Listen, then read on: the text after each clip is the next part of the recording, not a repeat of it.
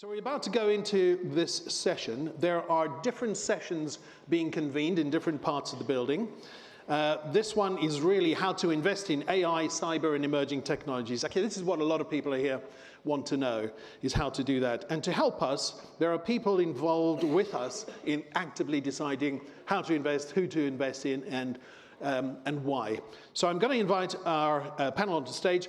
Please welcome Marta Pikierska-Gaita, Chris Hill, and Satish Melwani to the stage. Find where you should be sitting. And that's great, good. And I'll actually sit as well for a change. Oh, that's nice. Welcome, team. Thank you so much for joining. So what I'd like you to do first is a quick introduction to yourself. And then we'll dive into the topic. We'll start with you, Chris, as you're nearest. I was said perfect. Welcome, everyone. My name is Chris Hill. I'm the managing director for the Eden-based fund. I've spent the last 25 years in the investment space, first in private equity, and then the last 10, 15 all in venture capital, investing in everything from early stage seed checks all the way up to growth round of $20 million plus across enterprise SaaS to gaming, media, tech. Pretty diverse. And I think that I first came across you at Comcast Ventures. Was correct, yes. About 5 years, your tour? That was about 5 years at Comcast Ventures. I was brought in to help open up their LA office a couple of years ago. And I knew that you were going to be very relevant for Eden-based fund because other fund managers in London said, did you know Chris Hill's in London? So delighted that you're here. Just as a full disclosure, Chris sits a desk or so away from us. And I'm enjoying the experience of his wisdom. There you go. If not the delivery. Well, that's part of it. Yeah, it's good. Please, Marta, introduce yourself. Hi, everyone. My name is Marta, as you heard. And I started off as a hacker. I don't maybe look like one, but I used to break into things. I then changed and did my PhD in security and privacy, because that was like more appropriate. My parents were happier with that. And then I moved to Web3 and blockchain, because you can't really take it away. And I've been in that space since 2014. I was one of the first employees at Blockstream, which is one of the now more important Bitcoin companies out there. And currently I serve as director of Web3 engagement and DAO strategy, it's a mouthful, at Consensus, which is a 800 people startup in the Web3 space. We make MetaMask and Infura and some other tools.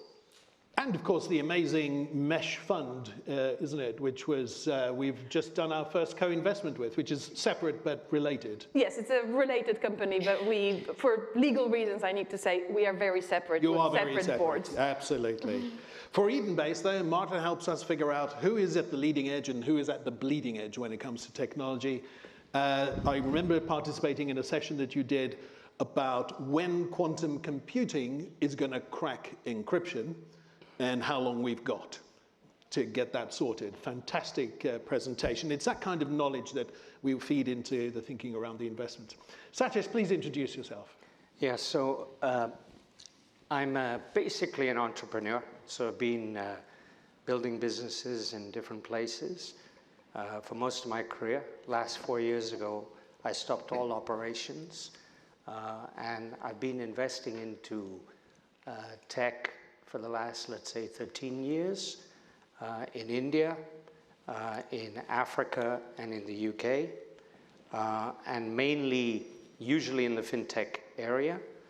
And so I'm what you call an angel investor, so I invest into funds, but I'm also investing directly into companies where I take board seats and try and work with the founders and help them out. I mean, you're also, in full disclosure, Satish is an LP in the Eden-based fund, but actually you're very active, you're quite operationally as well, like the digital bank in Africa. So what's your role there? With the digital bank actually in Nigeria right now is I chair the board. So basically, I've been working with the founding team, mainly on strategy and also putting together the board. So I've brought on some friends onto the board, try and work on corporate governance, looking at how we, mainly on the strategy side. Yeah. Oh, that's very helpful. Good. That's kind of set the scene, so you know who we're talking with here. There will be an opportunity in this session to engage and discuss, and that's part of the thing. Chris, this morning you gave a presentation to about 40 or so investors together with JP Morgan, who gave us the future trends. So, I mean, in the question, what's hot and what's not, what should we be looking for? So I think there's quite a few things right now that are incredibly exciting. What we talked about, one, there was AI broadly, but I think what's exciting about the things that are related to AI are the specific applications that people are determining what they can actually use for it now that you couldn't do before. So whether that is drug discovery, expediting processes in terms of creation of content for professional film or television, there are a lot of areas where AI is creating basically business efficiencies that you didn't have before, and so that's particularly exciting from my perspective. And actually, I'm glad you mentioned the creative industries. I mean, there's so many avenues we can go into, but there is a session later today about rewriting rights in the creative industries, and this is the stuff that the actors' strike is all about, isn't it? Which just ended. Yes. Woo! Yes. Okay, we can still get all our favorite series still, thank goodness. But nonetheless, that's very interesting.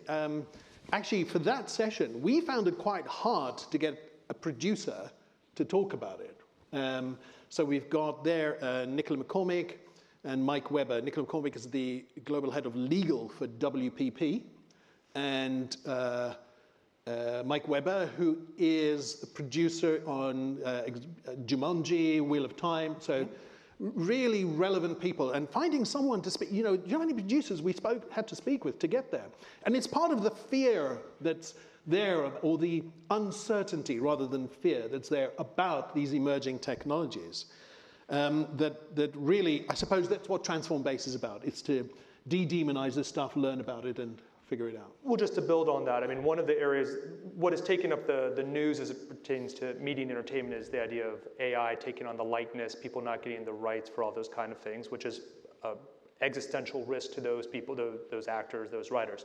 On the other hand, it does create and unlock a huge amount for the back office of within the media and entertainment space. If you have, for example, a script, you now have people who go through that script and manually write down, this is how many people, this is the costumes, these are all. It's incredibly cumbersome. It adds a ton of cost. You can eventually be able to put those scripts or those pieces in and say, I'm going to extract. These are the number of people I need. This is the type of costumes. Create all of that pre-production work and narrow down and cut the costs in a way that maybe something that was incredibly cost prohibitive beforehand, you can now start doing at a more affordable level for some of these more mid-range projects. I can imagine as well all of the logistics of setup, which scenes do we need to shoot at the same time because they are the same area and so on and so forth. All of that is also... Very much so. Yeah, you'll see a lot of the adoption for that where there is a clear return on investment, for these, because in the case of the media business, and not to take Mike or their business, they're $100 million budgets. So if you can spend $500,000 to save $10 or $15 million worth of production costs, that's very meaningful. So I love the efficiency play, but then there's the new markets play as well that these technology enables, which is also equally interesting. But let's actually just dwell on the due diligence part of it. So Marta, you've helped us in the fund look at some companies without naming the companies. What are the types of business you look at? What do you look at in the technology? What are we assessing there? Well, we specifically at Eden Base are looking for companies that can be supercharged and really enhanced by usage of frontier technologies. I'm telling the founder what the business model is. So probably it's a question for you. But when we're looking at companies, I don't think that whether it's a frontier technology or AI or whatever it is company or a very traditional business, you are still really interested in the team, how agile they are, how able they are to pivot and so on and so forth. Of course, we are looking at the technology side as well to evaluate. There is a big challenge, however, especially when you're at the forefront, to figure out, is this a company, it's easy to figure out if they have a valid business model and they already have clients.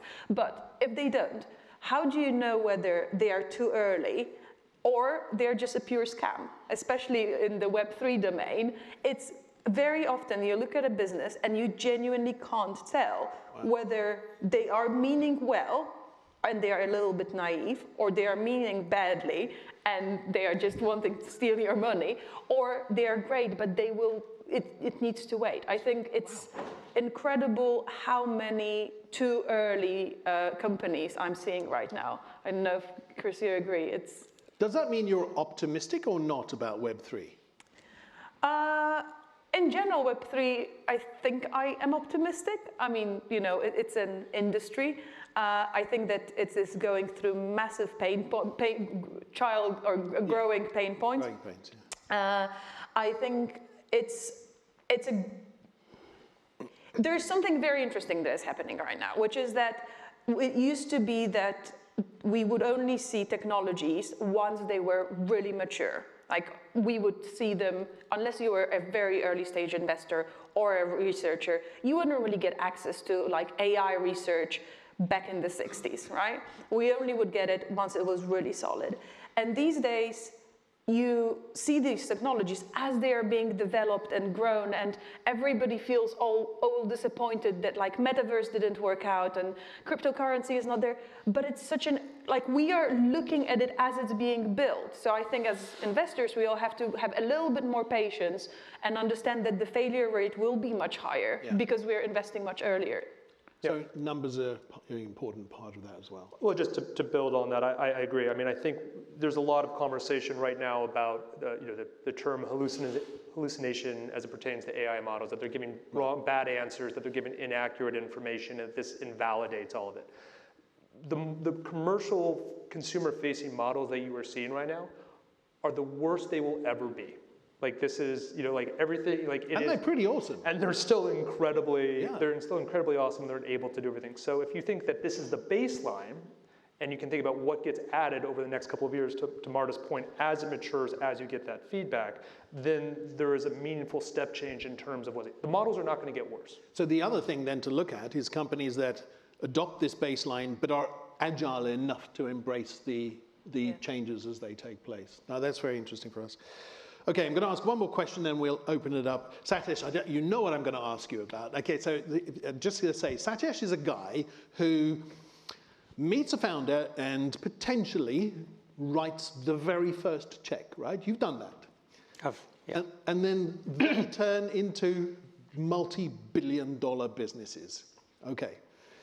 Tell us how that feels. What are you deciding as you sit with the founder and decide, yeah, I'm going to do that? You've got to be really lucky. No, look, I think it's all, when you meet founders, you really need to understand, you brought up a point about, is it a scam? Okay? And I think in today's world, there's so much going on and things are moving so fast, whether it's, I'm building this company and tomorrow I'm saying, oh my God, nobody wants this anymore. I changed to AI. And then you really don't know what that really means, okay? But it's really boiling down to ethics of founders. Who are the people you're investing in? Do you really believe that they can do what they say they can do? Yeah. And this is a really difficult process to be able to really analyze when you meet a person. Can AI help with that, do you think? I'm not sure. This is like I almost feel there's a sixth sense of trying to understand the psyche of the founder. And for me, I think what I do is I really spend a lot of time with them. So when I meet them, I really spend time with them. I try to understand their product. I try to understand, and I'm not the technical guy. So I get guys to look at the product. Yeah. I even try out the product sometimes in other companies just to see, does it really work? Okay, because I have a lot of friends in the ecosystem. But coming back to investing, what you said, it's also about when you're looking at a business, you're really saying, is this scalable? There are a lot of businesses out there that you can make 10 times on your money. You're investing at 5 million or 3 million or 6 million or 2 million, and you're selling the company for 20 or 30 million. You're saying, okay, I had a great time. But to get those companies that need to go into becoming unicorns, It's really all about scale.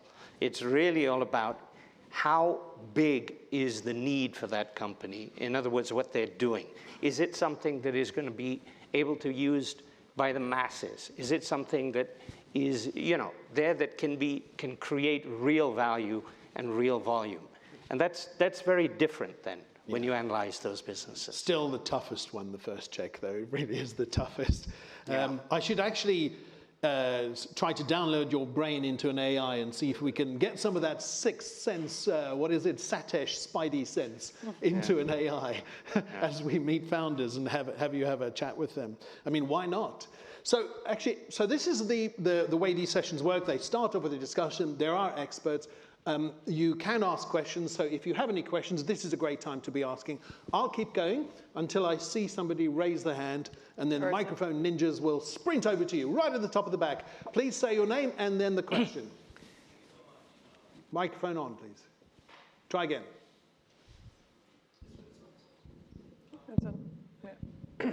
Thank you. Anand Verma from a company called Expect AI. One of the things that I was thinking about AI in relation to fast food, right? People want to get it faster, cheaper, eat more of it. People get fat and obese, right? So what's the panel's thinking on the negative side of AI, which the fast food cause for our health, what AI can do for, we're talking about efficiency, but also there's danger that when you become more efficient, you become more lazy. So what's your thinking on that across the panel? Anyone want to take food? I can take that, because I've been thinking about it a lot. I have two daughters, one is 21, the other one is 19, so they're university age. And it's been terrifying and impressive to me how much they do use ChatGPT mostly, but Bard as well, and some other generative AI, for writing essays. And so when and looking at the audience, probably all of you here, when you were at school, we were not allowed to use even so-called secondary sources, right? You would only use your first research papers and so on. Not even Wikipedia was not allowed, because that's interpretation of the sources. Nowadays, we are using ChatGPT, which is interpretation of the interpretation of nth level interpretation. And we are using that to create new content. Now, what happens next is that content is being fed, and we're just abstracting the knowledge higher and higher. And I am very worried about impact of AI on knowledge base and our common kind of, as we age and, our generation goes away and then next generation comes and so on, how little granularity of knowledge we'll have. We'll just know the headlines. We won't really understand the basis of it. So that's my worry. That's a combination of, you heard it here first, AI obesity, Marta Pekiewska-Gator, AI obesity, feeding it full of stuff, which isn't really good for us, right? Yeah. Quite interesting. That's a paper. Go for it. That's a definitely. Another question over here, please. Thank you, Eric. I have a question. Say who you are, please. Sorry, Angie French. I have a question about intellectual property versus application and scale, and whether you care about the development of unique intellectual property, or you really think about scale when you think about your investment decisions. Chris, I think that one for you. Sure. In this particular case, just to clarify, are you thinking about intellectual property from, call it a patent perspective, or more going back to the earlier conversation, call it creative, media IP, just as a point of clarification? I'll say that would be a very good question for the following panel that comes up on that one. Yeah. It's certainly, I think similar to Marta, for me, it's something that I absolutely think about, because I think that the ownership of that IP does matter. And I do think that there is going to be some questions about what has been open source has been taken, how does that underpin the offerings that certain people do. Pandora's box is already open. And I don't know how you control that at this particular point. There have already been multiple lawsuits of various authors who said, you've trained on my information, therefore it's not available. By the same token, if you actually think of a bigger picture, copyright law or IP at one point had a limit in terms of how long you had it, so that it could be used by more people. The fact that, like, for example, Walt Disney, and a lot of the reason certain IP extends for so long as it does now is because of Walt Disney. And so the argument is that at some point, allowing that IP to be open source, to be creative, will actually encourage more creative thought. On that point, we heard that in some countries, they are removing the copyright laws in that country as they pertain to training of AI in order that AI accelerates their own economies. Japan is one example of it, right? Very developed nation that's actually thinking of doing this, or has done it, right? I haven't read much about it, but during the AI summit, the OpenAI conference that happened last 2 days or 3 days, they have announced something that is called the Content Shield, which is supposed to be a way of proving which data was used to create the data that, or the image that has been produced. I haven't read much about it, but it's something that potentially would be worth I bet exploring. that's very investable. Love the sound of that. There are also many people who to take the alternative and go into, for whatever reason, and say, I have an art style that I want to promote as much as possible because it turns out that I have a secondary business that I want to monetize off that art style. There will be people that will use that form, that will push their IP out in order to corner another different market. There's various ways that you can approach it. So, Satish, IP moat or traction? Which do you prefer? Unfair question, but I love it. Look, I mean, you need to have business, correct? I mean, ultimately, if there's do. no business, I mean, what are you selling? Or what do you? So ultimately, all of this is about solving problems and making it easier for people to do what they're doing. So, IP moat is obviously helpful, but if you don't have traction, you don't have traction. So both actually is the right Yeah, answer. There was another question just over here. Would you mind saying who you are, please, and then your question? Yes. I'm Dishant Mahendra. As much as I'm a huge proponent for emerging technologies, we have to also admit that there's been a lot of overhyped applications and use cases. And let's just say, not in the last 10 years, let's just focus on the last 12 months. But in your opinion, which ones do you feel have been the most overhyped? And what do you feel we can learn from that? Ooh, named by company? No, I'm not going to do that. I want to say a lot. Yeah, but sectors, right? Who wants to take the overhype? You look like you're so keen to go into the overhype mode. I think it's a good question. I would argue, or propose, a lot of the companies that are the low-hanging fruit, things, marketing, for example. From an investment perspective, if you're building off of the current models right now and you are just throwing things out into the market, how are you going to defend 6 months down the road? I think that there are elements of that will become pretty commoditized, and so while there will be applications to it as a distinct company, I think it's going to be pretty hard to have that be sustainable.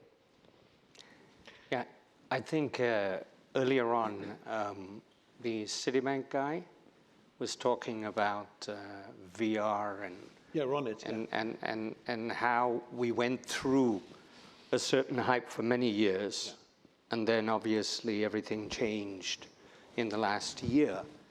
But isn't it also about timing? So the question is, it's really boiling down to when do these technologies become commercialized to the point where they're needed? So I just feel that what he was saying about this coming back in the next year on training and other areas, it's all about reimagining how you use it in different ways, and then finally you get to a point where it's needed. All right, so it's back to timing. I have a view of this after having seen 200 companies go through this curve in level 39, in that I believe the hype cycle is necessary to get to the usefulness part. But what's interesting about that hype cycle is there is an army of talent that's created that care about the topic, that become incredibly valuable to the winners in that sector. That's why owning an ecosystem is really, or having access to an ecosystem is a very important part of it. Great questions, by the way. Next question, just behind you. Please say your name as well. Hi, I'm Sheetal Walsh, AI investor. I just want to ask you as investors, cybersecurity is obviously very, very crucial and very important, but only after someone's been attacked. It seems it's like an insurance policy, and large corporations, governments, financial institutions are looking at cybersecurity. Now, when you add AI to that, and then the power that perpetrators have to leverage that even faster sort of form of attack, I'm really interested in you as investors. Do you feel a frenzy, and are you guys trying to find the best cyber security companies out there to invest in to solve these problems, or is it a wait and see? What is your position on AI and cyber investment? Well, we have a PhD in computer security on stage, so I think that one's for you, Marta. I can talk about the companies. I'm not going to talk about investment because that would be a fraud. I think that it is incredibly important to look at, similar to what is happening with quantum and security, right? You have the incredible potential for improving security with using quantum computing, quantum encryption, and so on and so forth. There's also the downside of, if we have super powerful quantum computers, all the encryption, or a lot of the encryption will be broken. Similarly with AI, you can build really interesting threat detection models, which is something that people in general care. Like, one thing that very rarely you have to worry about as a company is that you won't get a budget for antivirus software or malware detection software. Like, everybody agrees that makes sense. So using AI to build better models that learn, that also observe user behavior to understand, not in a I'm reading your email, but more on the higher level, observe user behavior to create typical patterns and then notice, oh, I think that's not the same person using that computer. There's been a lot of very interesting research 10, 20 years ago even about that and the AI models. So I would say that we have seen some very interesting companies. I think cybersecurity is a very, very hard area to get it right, and you really care about the false negatives. More like, no, if you come up with false positives, that's okay. And security researchers tend to be overly precise in a way, so it always takes much longer to develop security companies or security products as well. But there are some interesting ones. I think I'm hopeful like the next 3 to 5 years will be a good timing to do that. I think it's a great sector to focus on. I want to try to keep coming to questions. There's one over here. Please say your name. Hi, I'm Kayla. Before you spoke, Satish, this is mainly to you, but you spoke about what you look for in a founder when you're working with a team in terms of ethics and that. So my question is, how does a founder's knowledge of AI and I guess the general landscape, but also what AI could do specifically for that company, affect how likely you are to invest in a founder or a team, something like that? Yeah, so I think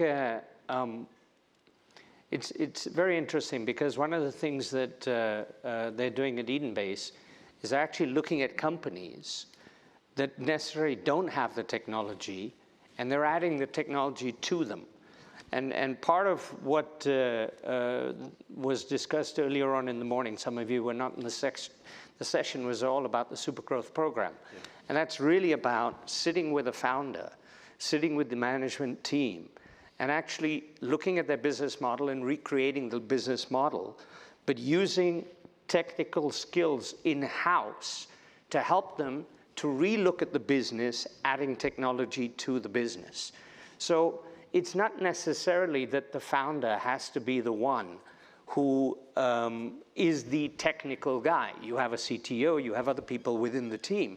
The founder, to a large degree, has to be the guy with kind of the vision, all right? Where you're saying to yourself, I want to go there.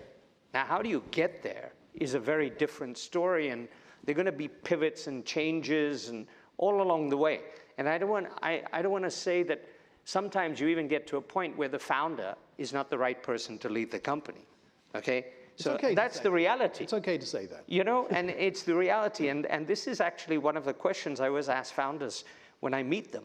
And I say, do you, at some point, are you ready to be, should I say, move to a different position?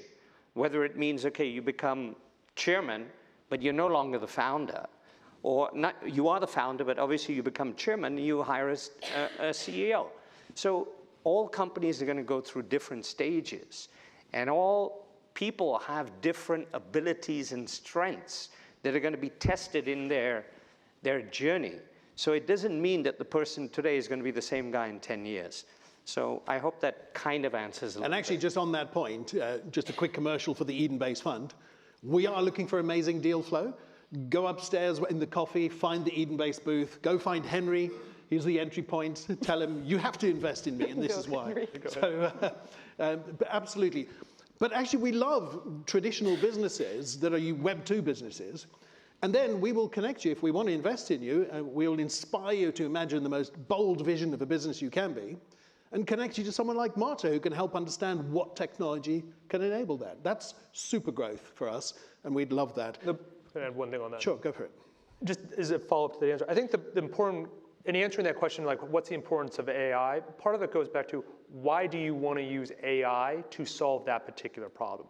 AI is, it's a product, it's a mechanism. Like, is it a case of you want to use AI to solve a problem that was previously unsolvable and AI provides you the means to do so, or to let you go faster? But AI, if it's AI for the sake of AI, isn't going to be sustainable. So it has to be ultimately about, and so in certain cases, if someone says, I have deep domain expertise in this area, whether it's finance or healthcare or anything else, and I see what the unlock or the potential now that I have this new tool, then it's more about understanding the nuances of that industry to create the value by applying AI to that particular industry or opportunity. I think we have time for one more question from the front, just here. So would you mind standing, because we're actually very honored that you're here, but would you please tell the audience who you are? Thank you very much. My name is Kashif Inua from Nigeria. I work with the government. So last year, over 626 billion was invested in the tech ecosystem, but only about 5 billion was invested in Africa. That means less than 1%. So what do you look for to invest in a region? I hear you talking about solving real problem. And if you are talking about real problem, Africa is where we have real problems that need innovative solutions. And also, secondly, what kind of policies and regulations do you think government can put and make it attractive for you to invest in Nigeria and Africa? Thank you so much for that great question. By the way, the organization is one of the most important organizations that is responsible for the next growth in Nigeria. So thank you so much for coming. Great question. Who wants to take it? I mean, No. I think Satish, this was... It breaks my heart, that's all I can tell you. I've had a long conversation yesterday actually about that, because it's a massive problem, and I think most of it comes down to we are looking for easy money. And, you know, feels like if you go to Africa or some other Asian countries as well, it's like it's more work for investors. I think that's my sad vision of or opinion about that. But you guys know much more. And creating bridges is part of what this is all about. Well, it's all about trust. Okay, I think that's the first word. I obviously, I'm born in Nigeria, so, you know, for me, it's something that I know a lot about Africa, and it starts with trust. It starts with people feeling that when they invest, their money is safe. It starts with people feeling that when they invest, there are legal systems in place to protect you. It starts with believing that that there is an actual business that is going to come out of this. But I think one thing that people are not aware of is that there is a lot going on in Africa, okay? Nigeria actually now takes in almost 30% of all the investment into Africa when it comes to technology. It is the country which actually has had the most unicorns, okay, out of Africa. In the last couple of years, I think there are almost 4 or 5 that unicorns have actually been created in Nigeria itself.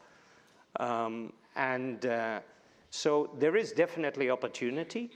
It is very clear because it's happening. But I think that what is important is the images have to be changed. There is a marketing that needs to be done by African governments to sell themselves. Yeah. And you know, this is something that Eric and me were speaking about actually with the Director General. This was about a year ago, and it's really about changing the image and making people feel safe. That's really what it's boiling down to. And trust, of course, is the title of one of the next panels that's happening. So I think that's a terrific question. By the way, you will be able to hear the Director General speak after lunch, so you can hear a little bit more about what's happening. After lunch +1, there's one event, which is the Creating Trust, and then he's speaking at 1:20. Look, that's all the time we have for at the moment. The purpose about this, though, is that you continue to feed into us. Use the Slido from the QR code in your pack, and also the QR codes on the screens, and send in additional questions because they form part of the knowledge and output that we're going to share back with you. Please put your hands together. Thank my amazing panel. Thank you.